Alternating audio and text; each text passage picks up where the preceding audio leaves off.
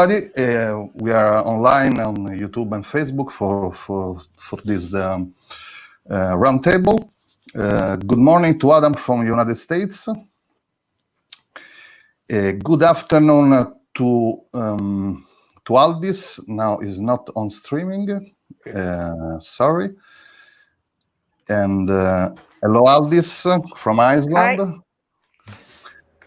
Okay, and hello to, good afternoon to Joseph. Oh, sorry, Joseph. Good afternoon, Joseph. Hello. Good afternoon, Mark from Belgium. Good afternoon. Good afternoon to Lilia from France. Hi, Lilia. And good evening to Michelle from Australia. Sorry, Chris. Good afternoon, Chris from UK. Yeah. Sorry, we are eight panelists. I make small confusion. And good evening to Michelle from Australia because it's 11 o'clock on PM. Whoa. That's right. Yeah. I want thanks to the participation. This, which I hope is the first meeting. And we want to start with a brief presentation of each organization. Please, Michelle, you want to start? I actually think Michelle. Okay. Michelle asked me to start with the video. Yeah, I'm Adam Mann. I'm the Chief Patient Officer of the American Sleep Apnea Association. We can be found at sleepapnea.org is our URL. And I'm so honored and humbled to be here with all my European patient leaders and with Michelle from Australia. I think this is the first of many great meetings that we can have now that we're in such a global world and that the technology can break through. I'd like to start off with us with sort of honoring the man over my shoulder. We're coming up on his 1-year anniversary of his passing, and we just lost Dr. Dement last week as well. And we were able to compile a nice interview and a tribute from all the sleep techs and doctors and everybody who worked with Dr. Gimeno in Palo Alto to help build that clinic and give us the lifeline and the blood and the 800 papers and the 50 years worth of knowledge to help sort of guide our field so that we can start to change the course of sleep apnea and get it much earlier upstream. So if you don't mind, Luca, can I go ahead and play that video?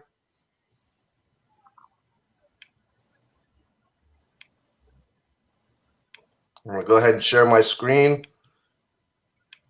And boom. Can you see it?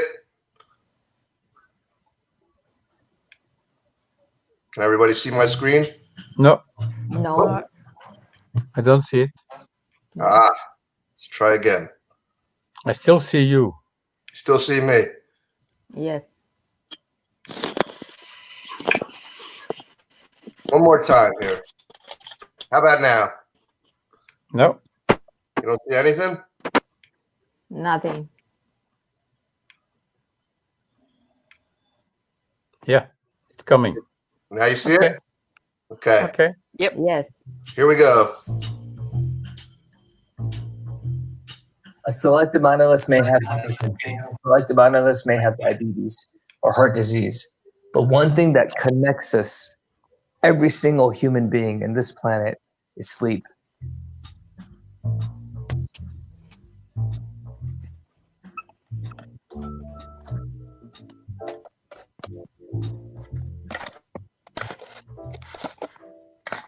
No end shall come to the good that he has done. It was like I had met Yoda. I walked in and I saw him and I was like starstruck.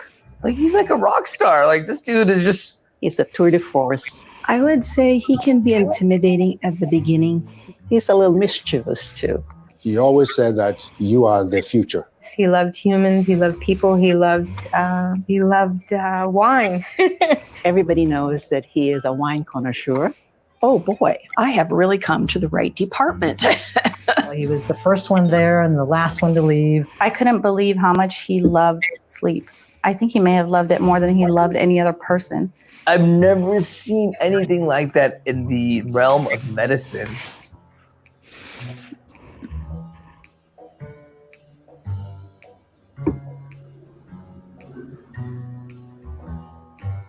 I always felt very confident that fellows who came to Stanford would get the very best from Christian, who was just a great mentor. He, probably more than anyone else, helped us understand what sleep apnea is and established it as part of medicine. Most importantly, his work was in trying to bring our attention to issues of sleep as early on in the lifespan as possible. His dedication to understanding sleep disorders in children is unmatched. I was asked by the Nobel Committee to nominate him for a Nobel Prize in 2002. He had that kind of international reputation. It was really about helping everybody who came through, no matter what status they were, no matter what was going on, and learning more to be able to help them even further. And people came from all over the place to be able to be seen by CG.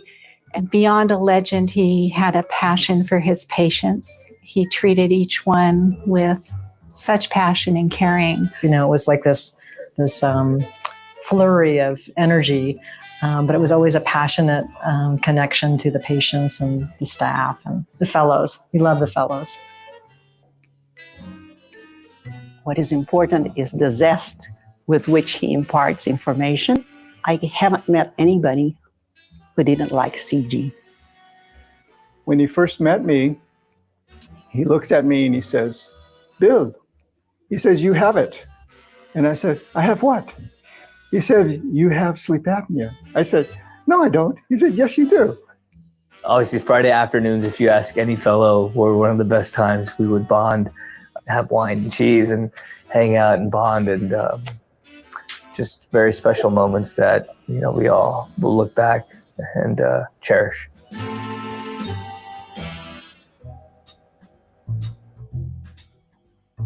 He's the father of sleep medicine, and he expects that the rest of our generation will continue to further advance sleep medicine. Christian Guillemin's legacy is going to be us, and how many of us took so much from him and hopefully gave back so much to him throughout his life. Well, I think his legacy is going to be the discovery and naming of obstructive sleep apnea, of rapid eye movements. I don't think there are going to be very many people that could follow in his footsteps, because he's larger than life. He just had this excitement and passion about sleep that touched us all. His legacy will create a wave of people discovering things about sleep that actually will exponentially change how we treat sleep, how we look at it, and how we basically create a worldwide awareness for it. I think there's a lot of undiagnosed people, and what he started, everyone that he's taught, all his students are just going to carry that information forward and hopefully help a bunch of people get better sleep. His legacy will be the journal that he and Bill Dement started. In the future, the surgeons will develop more and more procedures that will literally cure the illness. What do you hope is going to happen in the next 5 to 10 years? That people will see more children, and that people will see and understand that we must give children an opportunity to sleep. That sleep is as an important function in our life as daytime functioning. Sleep is the yin to the yang of our daylight functioning.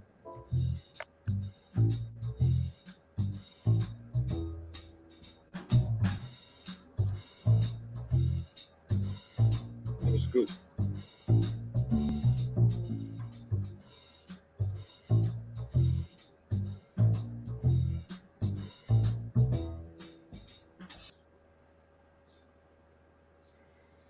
Very good. That was our little video that we did a year ago for his memorial. A lot of the people who worked with him came in. SleepApnea.org presents Portraits Living with Sleep Apnea, a conversation with... Can you hear me? Yeah. Very nice video. That was something we did.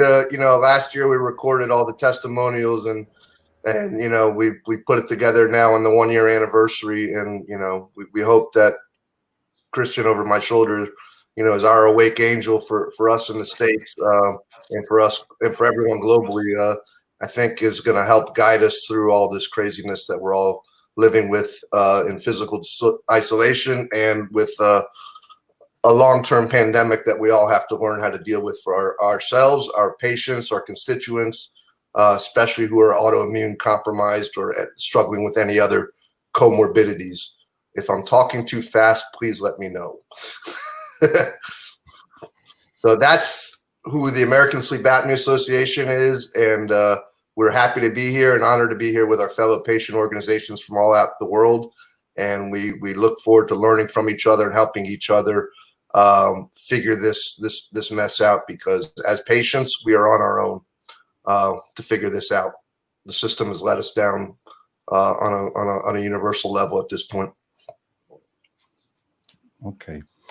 Michelle, you want to present the association, or? Yep. I'm the chairperson of Sleep Disorders Australia. We were established 26 years ago to represent people with sleep disorders, with sleep apnea to start with. Mm-hmm. And over time, we have grown to incorporate all sleep disorders, particularly the main ones, restless leg syndrome and insomnia, narcolepsy. But our members are predominantly people with sleep apnea. We started to represent other sleep disorders because, as you know, people with sleep apnea quite often have other sleep disorders. So it just grew from there. And yeah, now we are the only organisation in Australia that represents all sleep disorders. So it's a big job, considering we don't receive any funding from either government sources or industry. We don't receive anything even from the major CPAP companies or anything like that. So it's you're not the only one. Yeah. Yep. Well, imagine that it would be the case for all sleep apnea organisations, which I think is very poor. It's a bugbear for me. I think that the CPAP companies make a huge amount of money out of people with sleep apnea, and not to put that back into sufferers is incomprehensible to me. I don't understand that at all. Without going on a tangent, I'll say this. One of the things that we've learned through our experience with this, with dealing with industry, is that we always sort of were myopic and tunnel vision, and that thinking that we had to only go to the device companies to help support our work. And when we zoomed back out and realized, wait a second, it's not just device. We're married to everyone. The pharmaceutical, the devices, oh yeah, the cardiology, yeah, the endocrinology, the mental health, that we shouldn't, it's obvious to us that the CPAP device companies, we're a pest and a thorn to them. They don't need us. Why support us? Right? Yeah. Well, unfortunately in Australia, pharmaceutical companies can't sponsor anything to do with the public or patients. So we rely on a smaller pool of funding, but it doesn't matter what we rely on. We don't get anything anyway. So I don't think it's anybody's tough. getting anything anymore right now anyways, with the state of the world for nonprofits. Yeah. Okay. Lilia, you want present the French organization? Open the why not? But can you can you put my slides? Yeah. Thank you. So I am a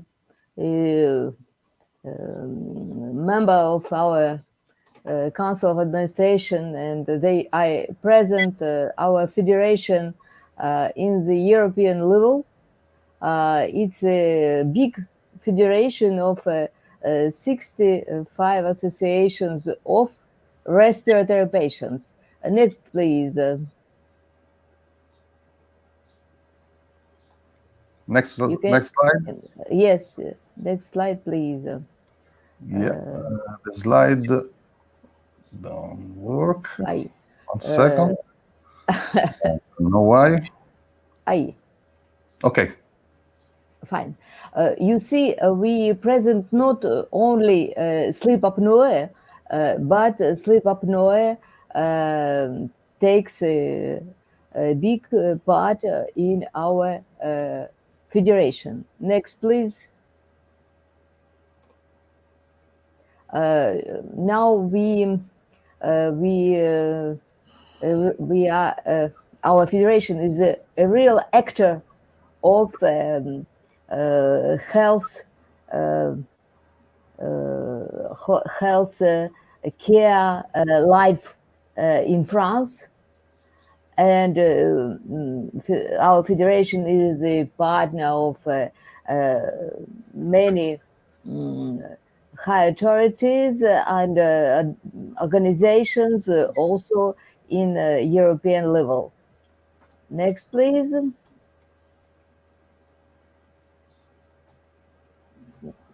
You can, thank you.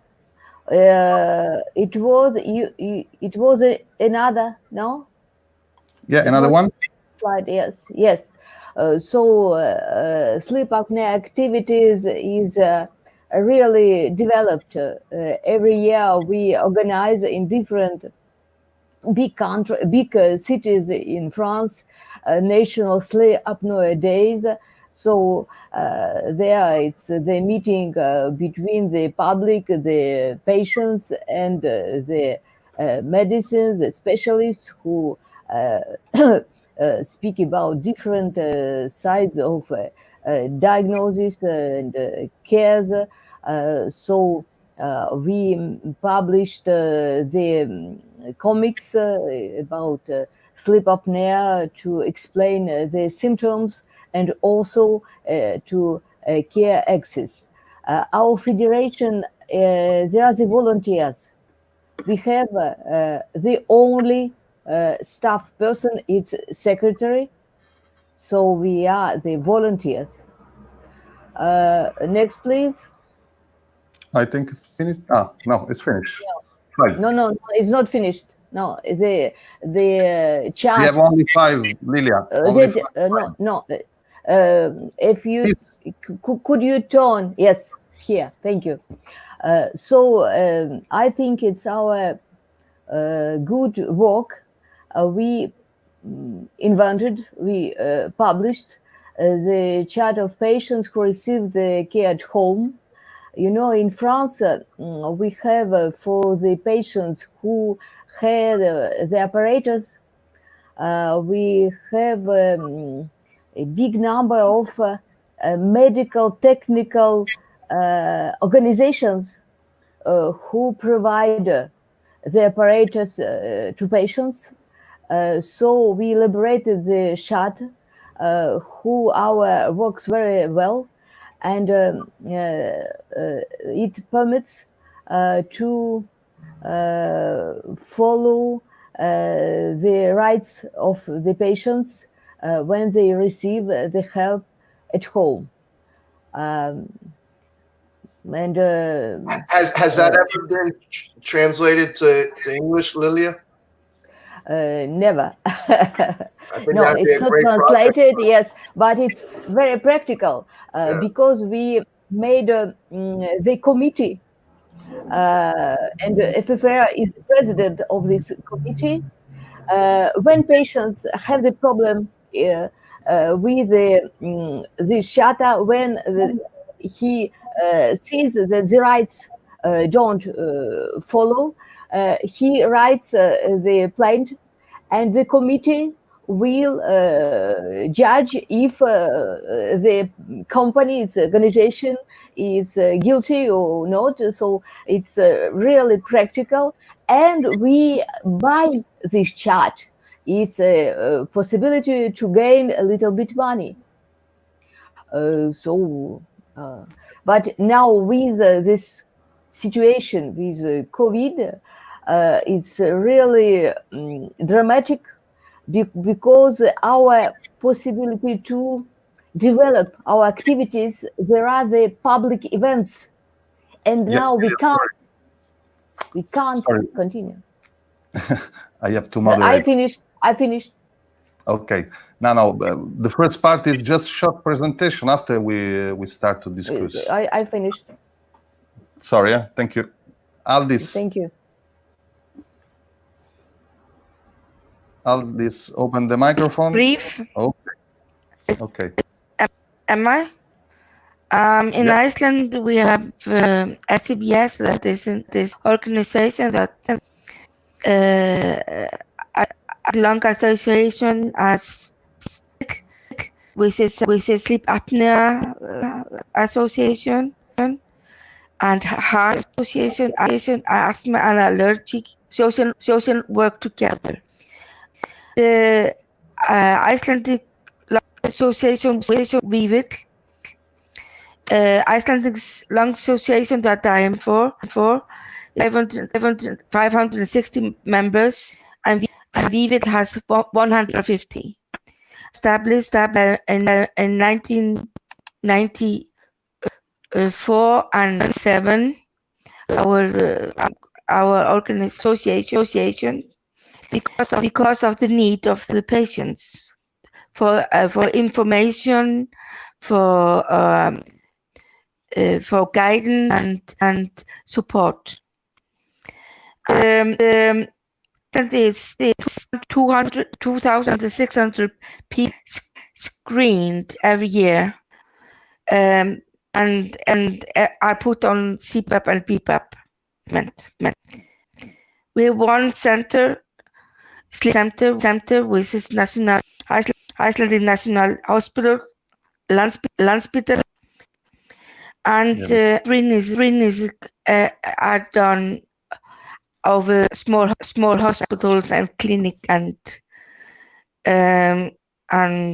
over the rehabilitation center in Iceland. So that is our. Yeah, the quality is very bad. Huh? Yeah, for me. Yeah, thank you. Yeah, no, the quality of the line. Okay. Yes, it is. Yes. It's all? Finish. Yeah. Okay. Thank you, Aldis. Yeah. Okay, Joe, you want to present your organization? You were talking to me? Yeah, Joseph. Luca? Yeah. Did you talk to me? Yes, Joseph. Okay. Well, Austria is a very small country, having a little bit more than 8 million inhabitants. And the situation in our country is not very perfect for sleep apnea because it's not very well known. And even that we have sleep labs, we have up to 2 years waiting time for the first diagnosis. So you can imagine with little sleep labs, a little number of sleep labs, we suffer from diagnosis, and ambulant diagnosis at home from the doctor is also not well known, and therefore we have little success with sleep apnea. Our group is 10 years busy trying to improve knowledge of sleep apnea, but we are not so successful as we like to be. I make it short and I finish here to give other people a chance to speak. Thank you. Thank you, Joe. Okay, Mark. I share your presentation. You have it. Okay. If work. No. Okay. Okay, a small lesson in geography. Where is Belgium? I think everybody knows that a city exists that is Brussels, but around that city, Brussels, there is a small country. In the north, we do speak the Dutch language. We are also bordered to the Netherlands. In the south, we do speak the French language, and the south is also bordered to France, which means that we do have two sleep apnea associations in Belgium. Ours is the Dutch-speaking. The French-speaking doesn't take part just because they are not fluent in English. Next. So this is our 3-monthly magazine. In the number of March, there was the statistics of our sleep apnea. So you see it in the first chart, the number growing to about 110,000 sleep apnea patients in Belgium. In the circle, you see that most of them, 98% is using a CPAP and only 2% is using a MAT. Next. When considering that about 1.1% of the population is treated, you will see that when we have a prevalence of 5% to 10%, and that's a chart on the left side. So you see in the first bar the prevalence of the treated persons in Belgium. The second bar is consider that we have 5% prevalence, and the third bar consider that we have 10% prevalence. It means that we have between 80 and 90% of the people who are not treated. Then the pie on the right side is indicated which kind of diagnosis is done in Belgium. For more than 90%, it's somnopolographic in the hospitals. Only a very, very small part is polygraphic at home, and a very small part is also using polygraphy at the hospital. In total, we are in associations with about 220 members, which all pay 27 euro. We don't have subsidies from the government. We have 2 sponsors, ResMed and Philips, both of them for 900 euro. But this year, because of COVID, ResMed halted its sponsoring. That's it. Okay, Mark, thank you. Chris, you want to present the UK Association? Okay, I don't have slides, unfortunately, because there's a great deal of confusion going on in our country at the moment. And with the relaxing of the rules on COVID, and we have big crises with crowded beaches and social distancing abandoned. It's a bit of a catastrophe. Right. We were founded, the Sleep Apnea Trust. We are UK's leading sleep apnea trust charity. We were established in 1993, and we became the national charity, and we've continued to grow. Our charity lobbied for something like 15 years to get free treatment on the NHS for those people with obstructive sleep apnea. We were successful in March 2008, where the NHS, the National Health Service, decided that they would treat those people with moderate and severe OSA and those people with mild, with symptoms, free of charge using CPAP therapy. We are now involved directly with the government, with the NHS, because all this is under review, and we are trying to widen the treatment being used to include everyone with mild, symptomatic or not, and everybody who's CPAP intolerant with a custom-made mandibular advancement device. So we're talking about similar cost to CPAP, maybe $1,000. So, and I've been on that committee for the last 2.5 years. So we're right at the heart of influencing policy. But we've got a real crisis. The sleep service in our country is being completely destroyed almost by COVID, because it's always been based basically in respiratory departments. And in respiratory departments, the teams were split up. Those doctors, nurses, sleep specialists were allocated to frontline work because, of course, the main treatment in hospitals has not been full ventilation It's been CPAP, adapted CPAP, which has been astonishing. So the challenge we have is that, having been 6 months ago just about dealing with the growth in demand for CPAP, we have now got 50,000 people on the waiting list. It's a real crisis for us. However, the national... How long is that waiting list, Chris? Sorry? How long is that waiting list? How long do they sit on it before they're... It can vary. I was dealing with Yeovil, which will see you, little place in west of England. They'll see you in 4 weeks. And in Bournemouth, which is 40 miles to the south, they indefinite delay. So we have a massive regional variation. It's really, really tricky at the moment. But the problem we face is the massive growth in demand.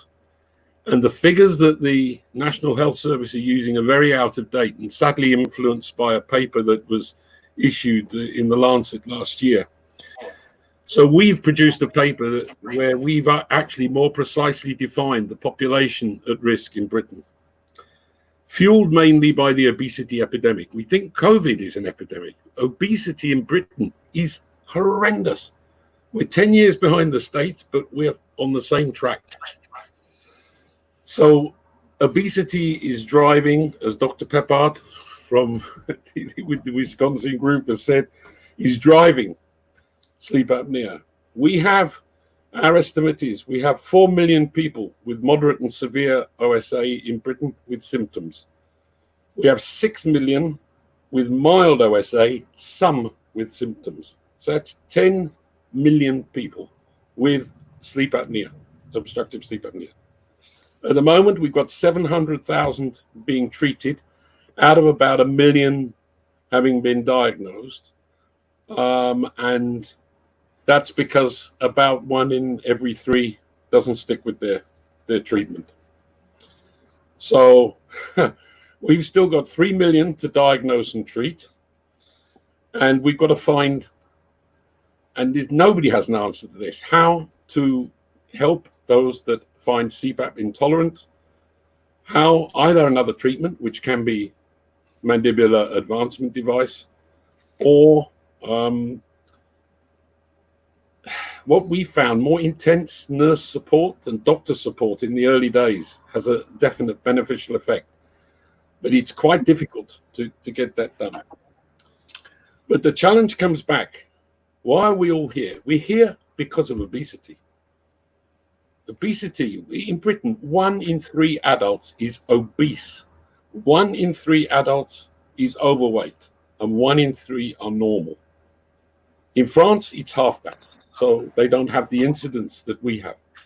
Do you think, or do the epidemiologists think that the higher rate of obesity in England and in the UK is from what your population is eating? So yeah.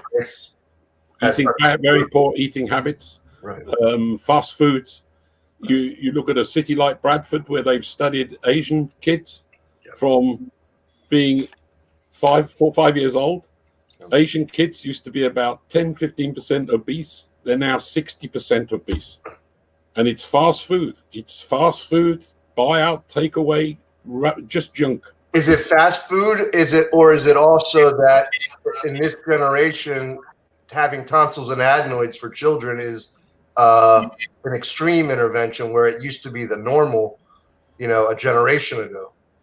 It's very difficult because the free treatment of adenoidectomy and tonsillectomy was banned for adults, but some of the organizations, the trusts, decided to include children. So we do have an issue there.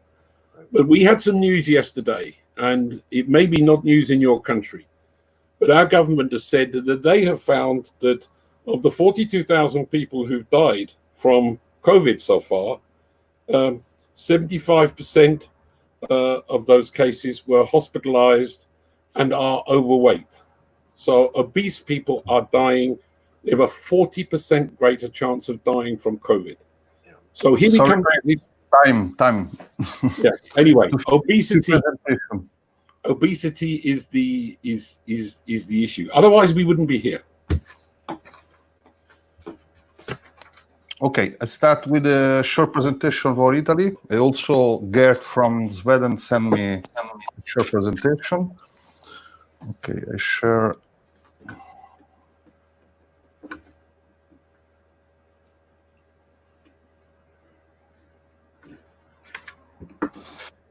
The Italian Association Apnoici Italiani was born in 2016 to a group of patients suffering from sleep apnea.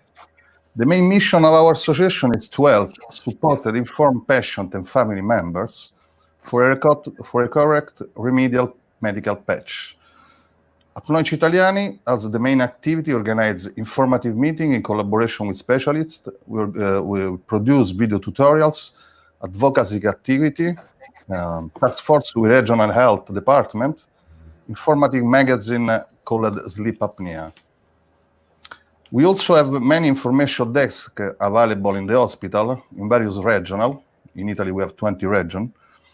A national information campaign, such advertises progress for national TV broadcast for cable and satellite. Currently, I am honored to represent as president of the second term the Italian Apneic, and thanks to the other 25 volunteers. This is our volunteer on the regional in Italy. This is the main representative. Also, we have other volunteers. We don't cover all Italy, but we are near to cover all Italy. This is also our website. Now is in a new construction. Also, we have 1,150 members. Today, since the 2019, we have collaborated in a screening studio with the truck drivers, with 900 truck drivers of screening. Also, we collaborated a project with the general practitioners. Currently, we are part of the very important sleep study, screening and diagnosis, on the working population in Italy on one of the major telecommunication company. Is around 30,000-40,000 people involved in this project. Our website now is under construction, but also in July, we release a new app for tablet and smartphone for screening for adults and children. And also, we produce a new spot for the driving license problem. This is our campaign for the last year. And also we have a free line to the people, is possible, call 5 days for week, and nothing. I make a short presentation for Gert from Sweden. I remove my presentation. Okay. The message is for Gert Gunström, chair of Stockholm Apneiforeningen. Unfortunately, is we not able to attend in the video meeting. Is enclosed a few information about Apneiforeningen in Sweden. Sweden have 10.3 inhabitants. We have approx 150,000 people in treatment, 100,000 people with CPAP, and 50,000 people with oral device. Potential patients are 600,000 people. In Sweden, we have 21 regions, which means that we have next 21 different ways of meeting people with OSA and OSAs, from sleep lab to normal ear, nose, and throat reception. Also, for the treatment are different from fee to rental for the CPAP, and you have to pay for the mask. For the oral treatment, you have high cost protection of €100, but not used for CPAP treatment. This we are fighting for a change. The reason for this injustice is that oral treatment is rated as dentist treatment. We established Apneiforeningen on 2004, and I entered on 2007, and I became chairman on 2012. We organized with 4 different associations: Stockholm, West, East, and South. We have tried to establish a national association, but South could not agree with what we other 3 determined. The solution after 2 years, Stockholm made an agreement to become a member association to the National Heart and Lung Association with 37,000 people. West and East we follow soon. South we don't know, but a personal feeling is that next year we all will included. Stockholm has 950 members, South 300, West 250, and East 50 members. Stockholm distribute yearly 4 magazines called Drömlaget, and Stockholm also run an active homepage, www.apneaforingen.se. Stockholm has 4-member meeting for years with 120 people. We have a board of 8 members with all different missions. Chairman, together with the secretary, produce Drömlaget. We have no secretariat, so the chairman, together with the treasurer, is taking care of daily matters. Chairman, treasurer, and secretary are paid with 5,000 euro, divided to 50, 30, and 20%. Separate payment for producing our magazine. Best regard, Gert. Sorry, but my English is... I hope you understand. Okay, Mark, you want a short presentation of our new network? New is our network and SAPO. I shared the slide. Sorry, where is the slide and SAPO? Okay.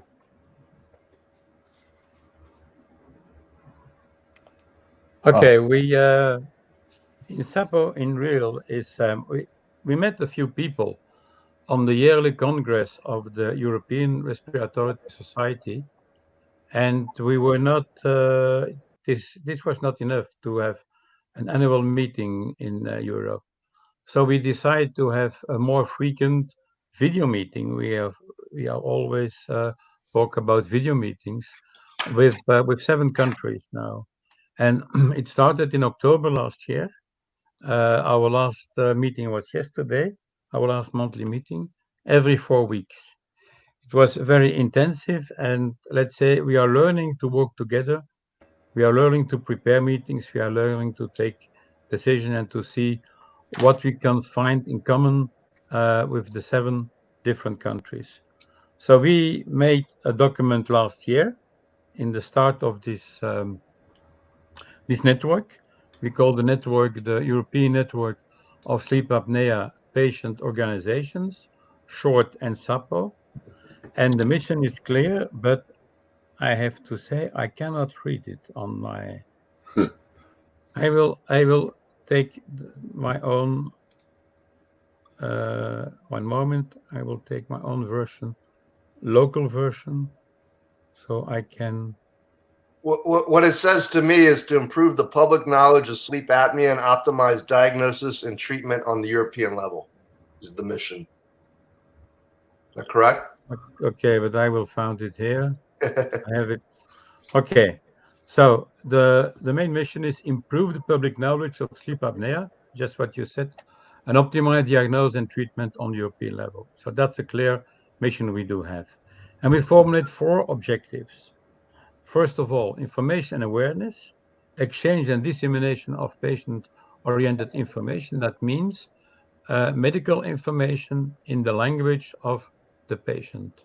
And that's not English, that is in the local language of every association with us. Secondly, and also maybe why not organize an annual awareness event in Europe or worldwide. 2, advocacy.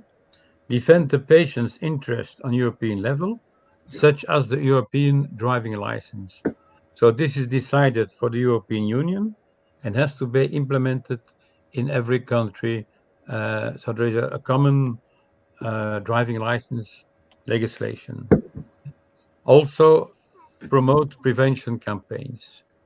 The third objective is that we stress that the patient is treated in a multidisciplinary approach.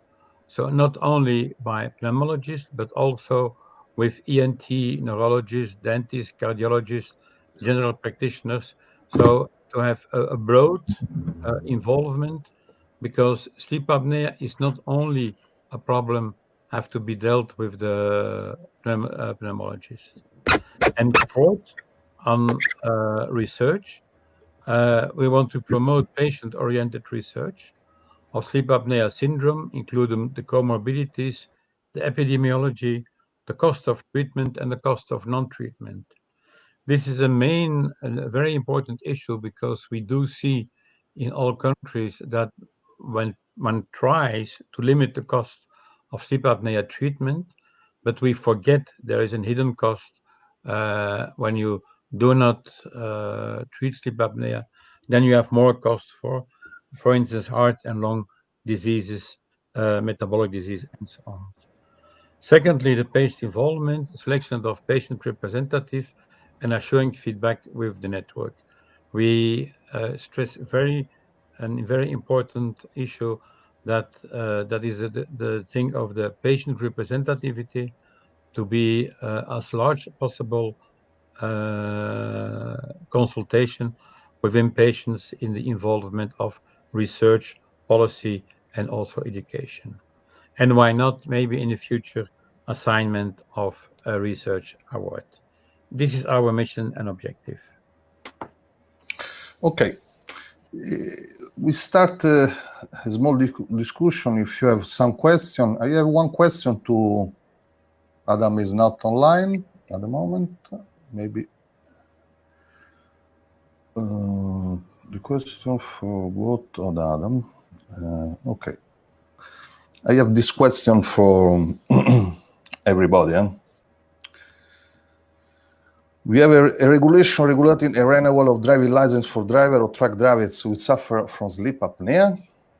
In Australia, you have legislation like Europe. Yeah, we have to notify our driving authority if we have a sleep disorder that can affect our driving. And it's up to the driving authority whether they take that any further. At the end of the day, though, the bottom line is what your doctor says. So if you can get a written letter from your doctor to say that you're well treated and your condition is stable, then you can drive. You don't have a problem with your license at all. So it's basically up to what your doctor decides. The driving authority doesn't have the last say.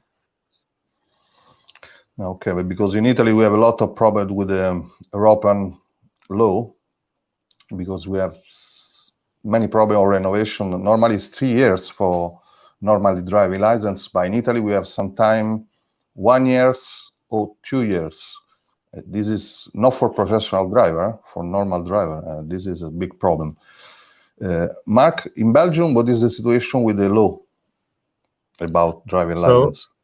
So we apply, like any country, the European driving license, but I must say Belgium is sometimes a very special population. We don't take serious those regulations, and this is a problem because we see that a lot of truck drivers will not go to a diagnosis of sleep apnea because they fear they cannot walk for a certain time. But in reality, what is done is that the doctor decides, do you have sleepiness during the day, yes or no? And how does he or she decide it? You just ask the patient. So if the patient say, I have sleep apnea, but I'm not sleepy, and even he is sleepy, he can drive a car. So this is not a serious way to work with the driving license, because there is a big risk. So normally we should be more, first of all, more screening of the problem, and once you know that there is a sleep apnea, take measures. But we don't do it in Belgium.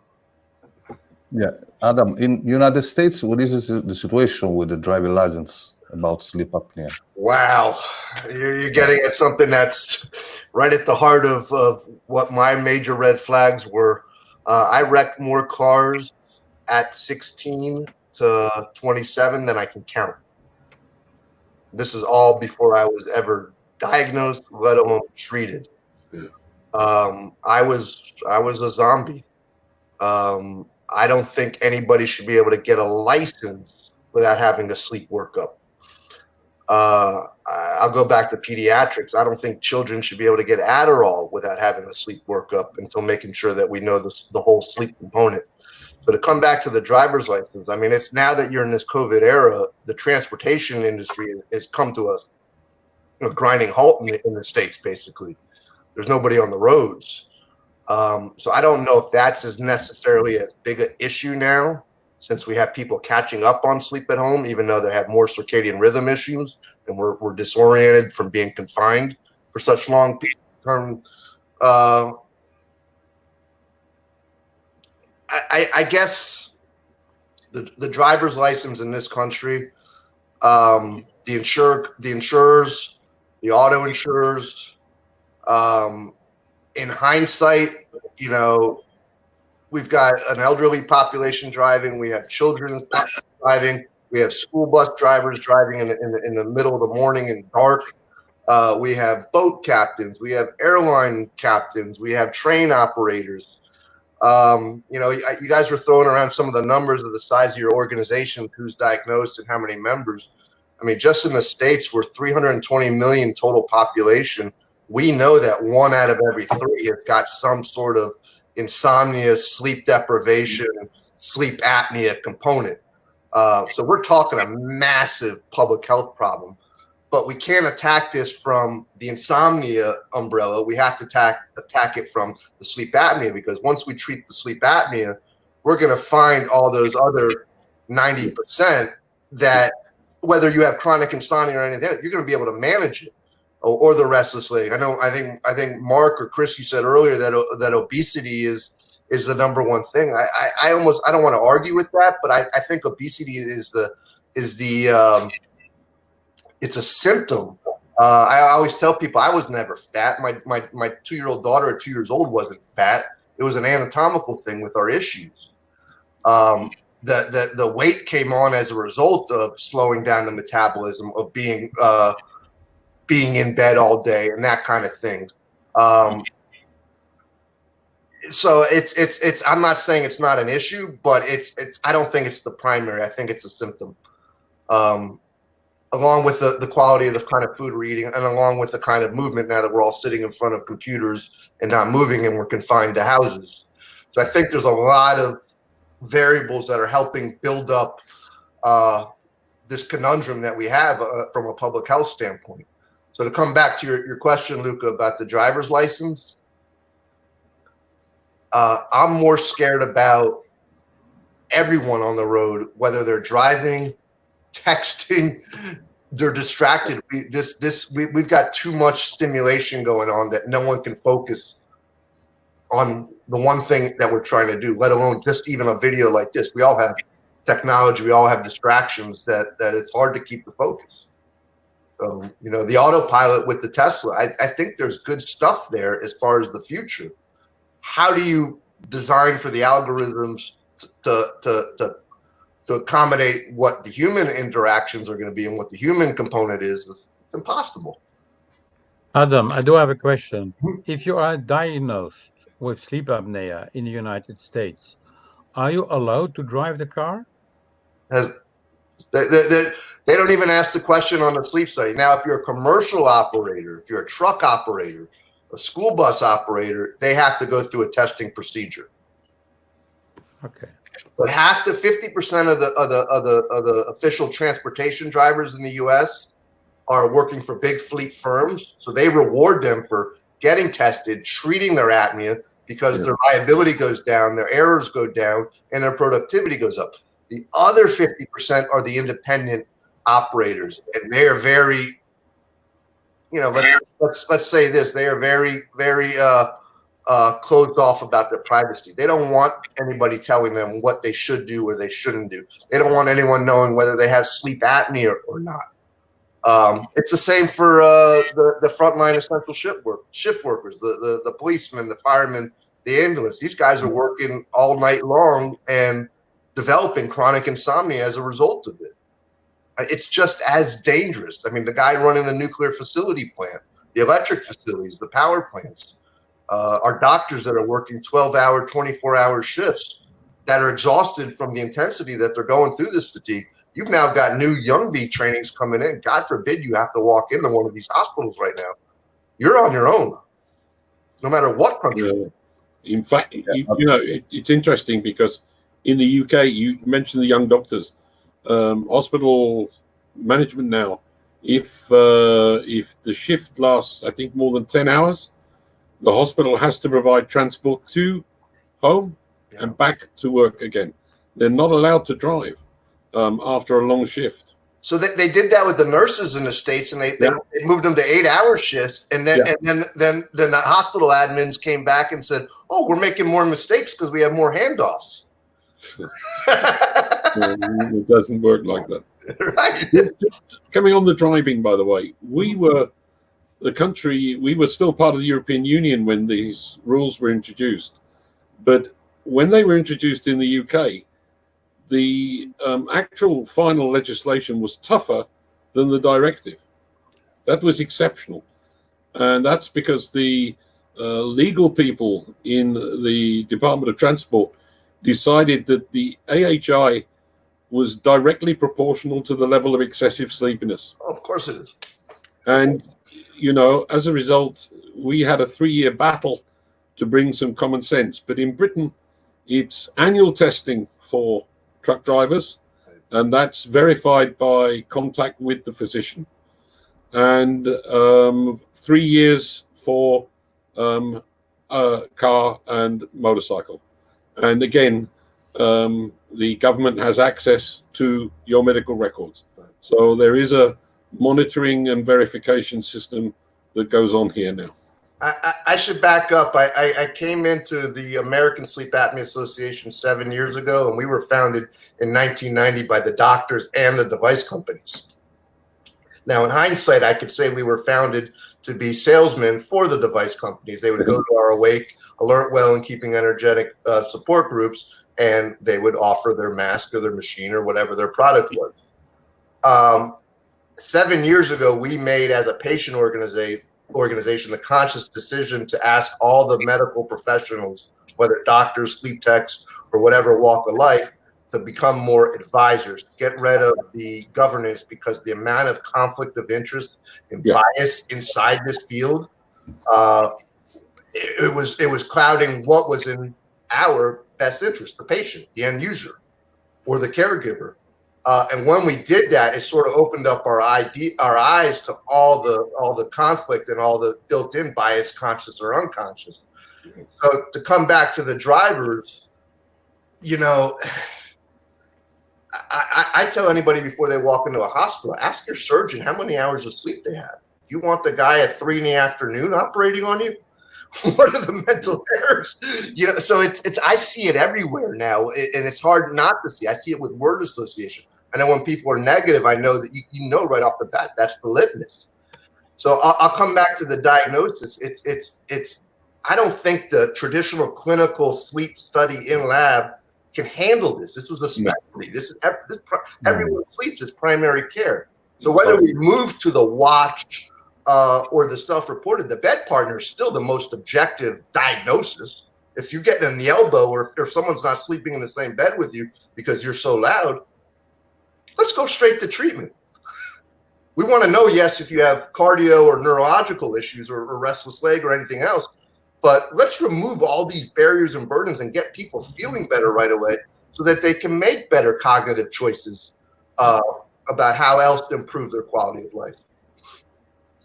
Okay, I have one general question to all. Mm-hmm. Because in Italy, the sleep apnea, also in Italy we speak about sleep apnea syndrome, because excessive daytime sleepiness is one pathology. Sleep apnea is another. In Italy it's called OSAS. It's not called OSA. This is give us many problems about driving license, because so I wanted to say, Luca, that was my thought I lost with Chris and Mark, was that it doesn't necessarily shouldn't just be, someone asked us a long time ago, why aren't you guys the American Truck Driver Sleep Apnea Association? I said, we represent everyone. We had a transportation conference, but we're not just the truckers. We're everyone. We're sleep apnea. Whether I have it or whether the guy driving the car has it, it affects us one way or another. When I was reading Dr. Dement's book, and the FAA, the Federal Aviation Association of the States, is referencing an airplane crash in a black box from two pilots talking about their fatigue as they flew straight into a mountain. Whether we have apnea or someone else right next to us has it, we're all affected by it. So I don't think we should just be focused myopically on just driving. It should be the doctors, the nuclear facilities, anybody who's got a job of importance. I want to know that they're feeling well and that they're making good decisions. In the new guidance that we've been working on in the last 2 years, we've changed from driving to jobs that have, I have to look up the words, but it's like jobs that have a critical function. So that, and then we define what those jobs are, which, obviously there's pilots, there's things, but nuclear facilities. We already as an association did some training at a nuclear facility not far away from me. We were training, helping their occupational health team to screen people. And because, if they have an accident, it's very, very we all serious. pay, right? I mean, that's the thing is coming back to the screening is we don't need an in-clinic. If we could teach every dentist how to screen, which we all know we can, we could all look each other's faces and look in the mouths in 15 seconds and know whether we have most likely a sleep disorder breathing problem. The problem is how do you get those dentists? And in the States, the dental world and the medical world are two different worlds, which is ironic because, you start in the mouth where all your systems are out. So how do you get them to identify it, but then work in a team collaborative environment with the primary care physician, with the allergist, with the pediatrician, with the occupational therapist, whoever it may be, whatever other issues the patient's dealing with. And that to me is if we could figure out that situation, then we can bring in all these different disciplines to work together, and out of their silos, if that makes sense. Okay. Other question. We have one question from the Facebook. I wanted to know if outside Italy, the OSA of adults and children are treated in different hospitals. They are specialized center where both refer. I can tell you this, that our long-term goal as the American Sleep Apnea Association is we want to help improve the lives of all our patients with sleep apnea, no matter what age, what door that you walk through, and at what point of your journey, whether successful or unsuccessful. But the long-term goal is, and I see it with my daughter as the N of 1, who's now 13, who we've been treating since 2, is to identify this early and reverse it early. And we can do that. The knowledge is there. It's just you got to get these systems to work with each other. We need to educate the pediatricians, the allergists, the school nurses, all this stuff, because if the traditional medical world is taught that sleep deprivation is a badge of honor and how much you can do on as little sleep, changing that mentality, that behavioral change, that's a public health issue. So I come back to is, everyone likes to say that pediatric sleep apnea is a niche of a niche. It's a small problem. I think it's the canary in the coal mine. No. Our association in Italy start seriously work to the prevention with the children, because if you don't work, is the voice of Professor Guglielmino, start work with the prevention. The real prevention is the children. In our country, we don't get it, because if the pediatrician asks the parent about sleep, it adds 10 minutes to their encounter. So literally you ever hear the saying, do not ask, do not tell? They don't ask about sleep for a reason. They don't have time. I know. And then children, which is amazing, and comes back to an education, they don't present as excessive sleepiness and tired. They're off the roof. They have their adrenaline. They're bouncing off walls. That's why before they even get to that ADD or ADHD clinic, I don't want anybody writing them a prescription to change their biological chemistry in their brain without working on the sleep. Zamanda? Yeah, definitely agree. We began to work with this direction, the sleep apnea in children during some times, and sure, it's really a big problem. And if the patients don't make nothing, it's very difficult to move to advance. Yeah, I could say it was easier to get a mask on my daughter at 3 years old than it was to get on my 75-year-old mother, because she had the preconceived notions, whereas my daughter was open to the therapy, and once she felt good, she's like, "Ooh, this works." Yeah. I have prepared this slide. I don't know if it's exactly. In the United States, it's 4.4 million people in therapy around. We'll never know, because the manufacturers will never report to us how many people really stick with their therapy, and we have this archaic 4-hour rule, or 70% of the time for the Medicare population. But we know that most Yeah, people, that's why. we know most people after their first year drop off and abandon the therapy. In Yeah, Italy, that's one of the reasons why I couldn't give a number. We have no idea who throws the therapy in a cupboard after a week. So Yeah, we produce, this is now, to show it in the screen, dealing with CPAP, claustrophobia, and panic attacks is now our most popular leaflet. More popular than what is obstructive sleep apnea, than obesity. It's the #1 leaflet. And it's really beginning to have some pretty positive effects. Because for the first time, there was some good work done in the States, but the consultant who's our medical advisor at Oxford, she's really one of the best in Britain. Mm-hmm. She worked very hard with me on this, and we trialed it with some people, and it's going very, very well. And we are managing, and we think, to rescue some people that are diagnosed and then want to come off it. They don't like the mask. They don't like the feel of the mask. They have panic attacks. You have to start addressing the mental problems associated with this From day one.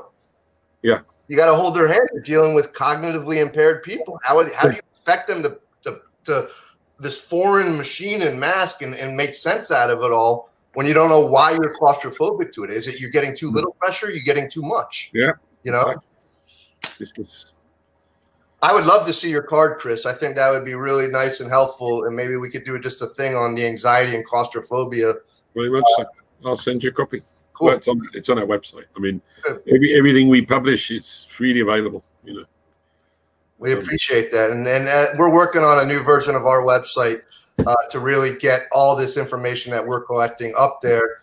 But I would love to be able to work with the European groups and the South American groups and the Asian groups and start to translate this stuff. Get the visual aids, get it so that we don't need so much verbiage and language that the picture tells 1,000 words. Yeah, very much so. I agree. Okay. It's 1 hour 08 we speak. Is very good. I hope we organize a second version, maybe September, October, I don't know, when it's possible. So I know, Luca, you mentioned that you guys were looking for a sleep apnea awareness day globally, right? Yeah. So it's your dream. So I could tell you we have March 18th is CPAP Awareness Day, which is the day Dr. Sullivan from Australia published the first paper on it. March 20th, which is the solstice, the spring solstice, is the day we chose for Sleep Apnea Awareness Day.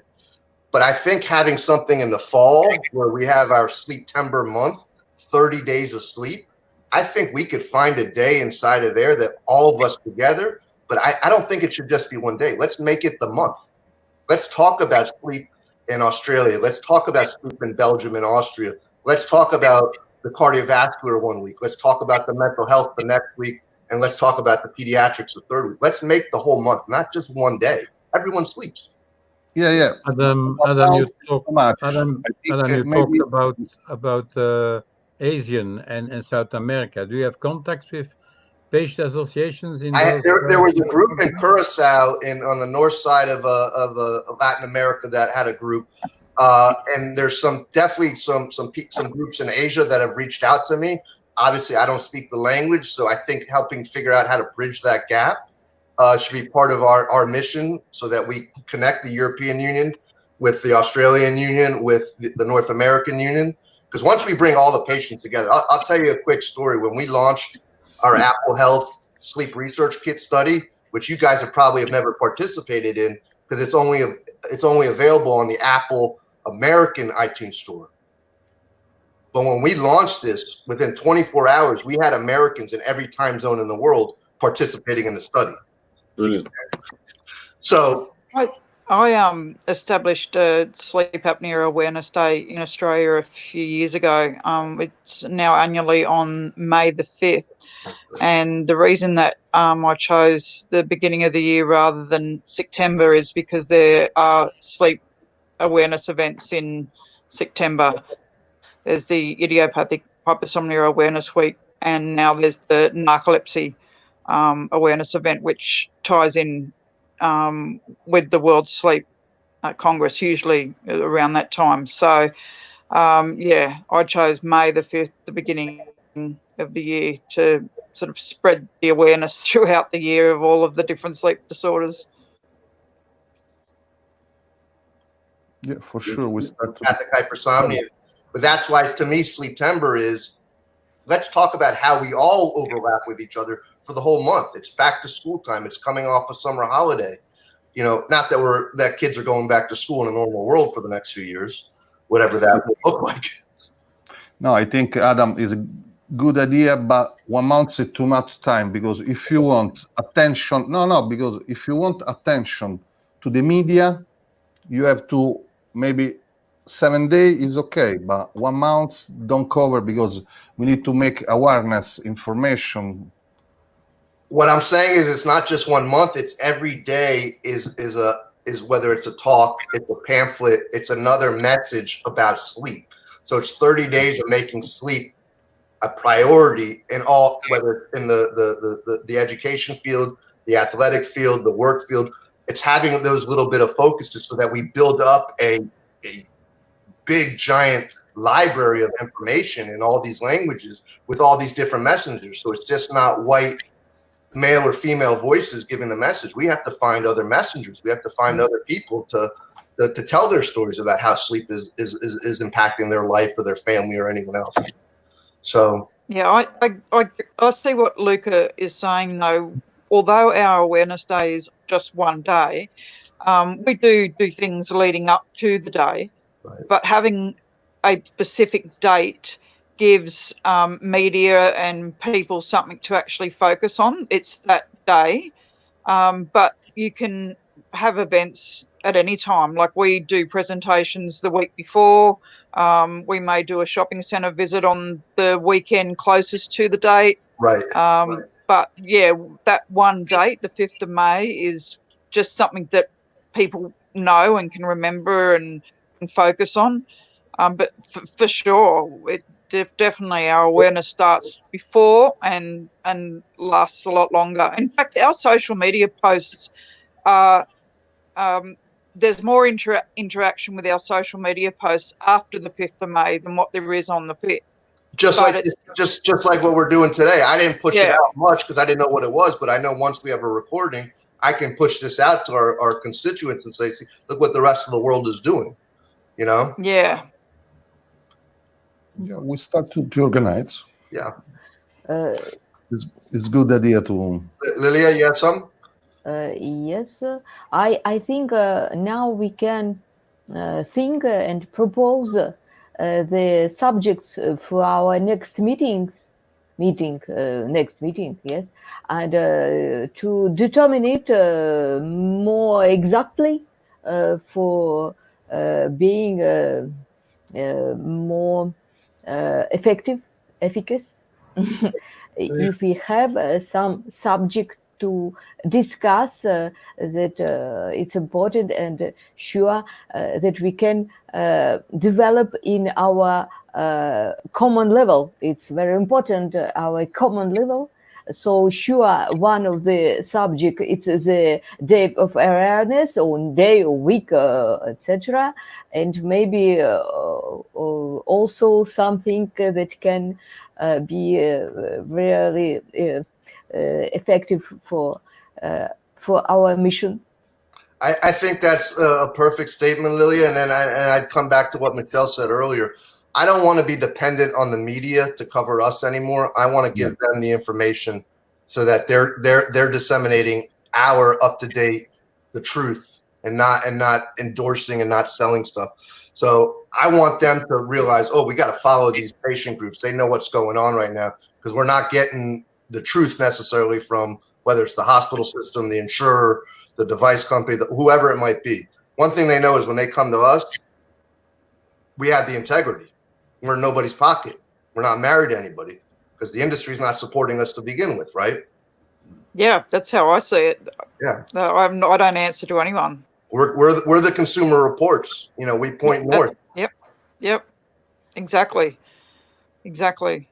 And when it does come from the patient, it's hard to argue. And it's their stories. It's their experience.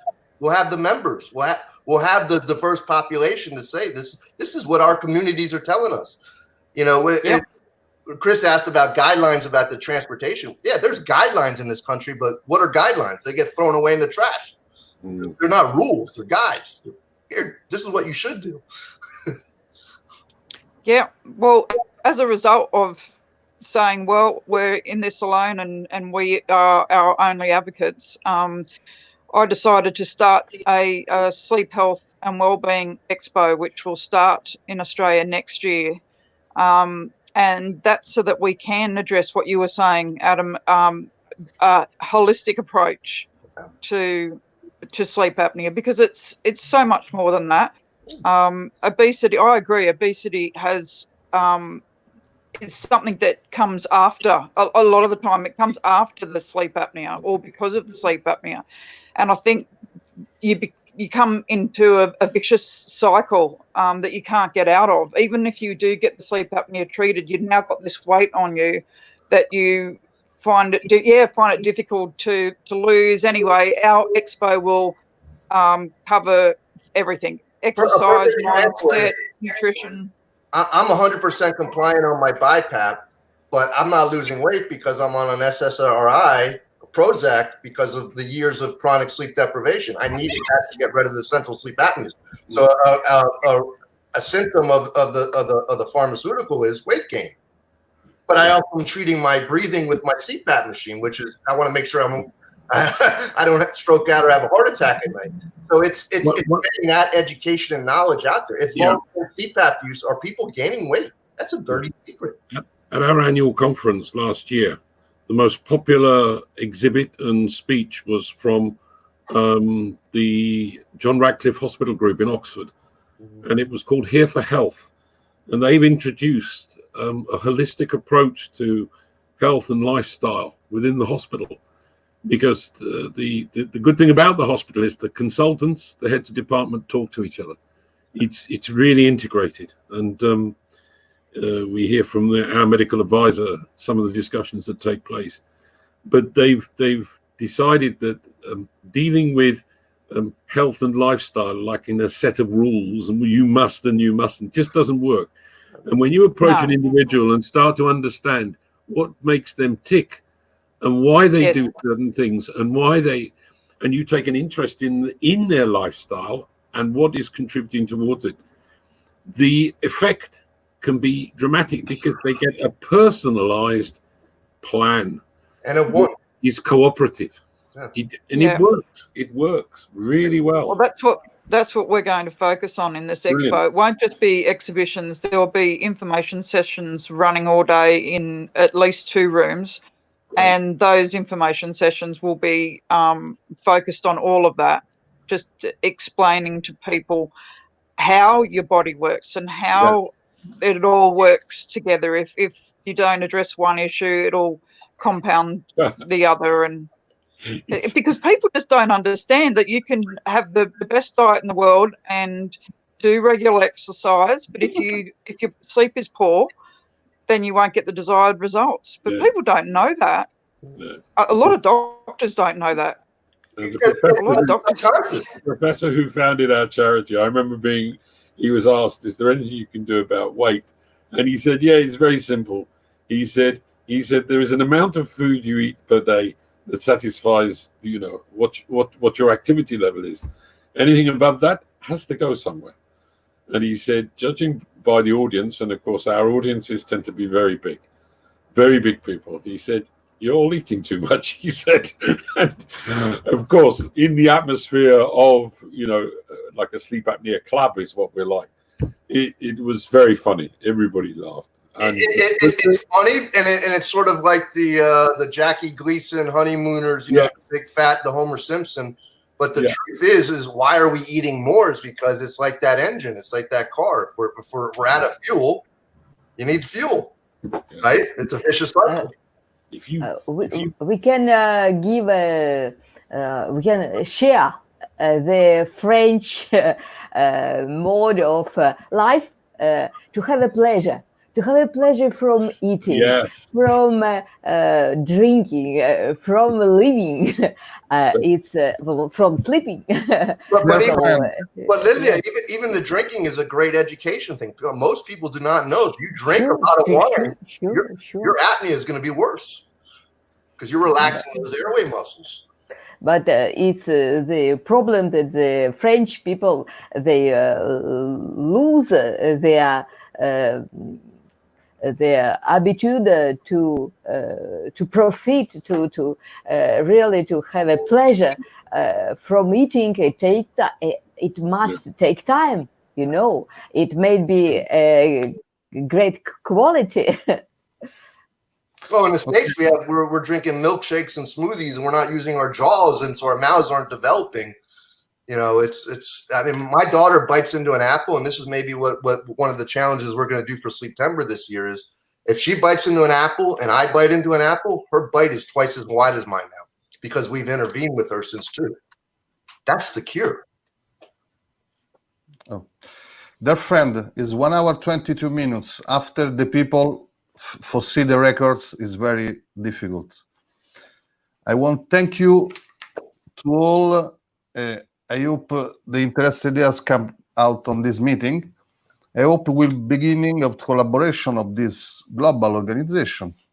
Also with Together, we organize a week, a month about sleep apnea, sleep disorder also. Thanks a lot, Michelle. Luca. Yeah. Thank you, Luca. To you. Thank you, Luca, for organizing. Thank you. And for Italy being ground zero for all of this, hopefully we will learn from what you guys got right and wrong and everyone else, because you can see my crazy country I live in, and it's a free-for-all. We hope we're out very soon from this situation of COVID. Good. Thanks a lot, Lilia. Thanks a lot, Michelle. Thank you, everybody. Mark. Joe. Thank you. And thank you, Chris. Thank you. Thank you, Joe. Thank you.